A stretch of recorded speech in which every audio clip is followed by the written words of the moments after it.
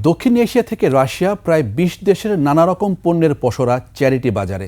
রাজধানীর foreign service একাডেমিতে আয়োজিত এই চ্যারিটি বাজারে ভিড় জমিয়েছেন দর্শনার্থীরা।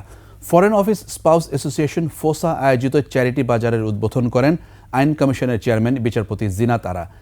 তিনি বলেন, এই উদ্যোগের ফলে বাংলাদেশের সাথে বিভিন্ন দেশের সাংস্কৃতিক আদান প্রদান বাড়বে। মফিউর রহমানের রিপোর্ট। থরে থরে সাজানো নানা সংস্কৃতিবাহী পণ্যের পসরা।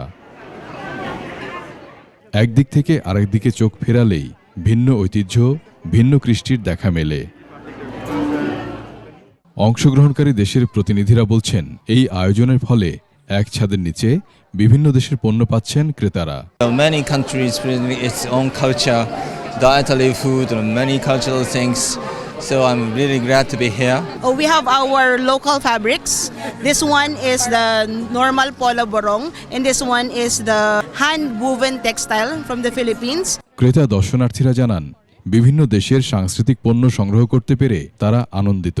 খুবই অর্গানাইজড এবং অনেক পার্টিসিপেশন, এবং বিশেষ করে ডিপ্লোম্যাটিক কোরে যারা আসছে তারা কিন্তু খুব ইন্টারেস্ট ফিল করছে। We just want to share our culture with Bangladeshi people, friendly Bangladesh country and other countries. That's very nice initiative. বিদেশি বিভিন্ন ডিপ্লোম্যাটিক মিশন এরাও পার্টিসিপেট করছে, সো ভালো লাগছে।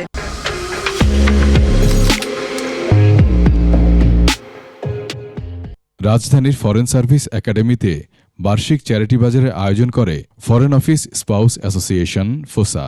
উদ্বোধন করেন আইন কমিশনের চেয়ারম্যান বিচারপতি জিনাত আরা।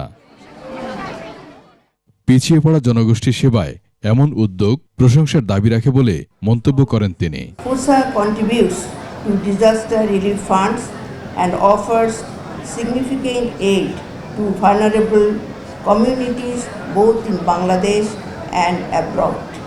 স্টল ঘুরে দেখেন পররাষ্ট্র উপদেষ্টা সহ বিশিষ্টজনেরা।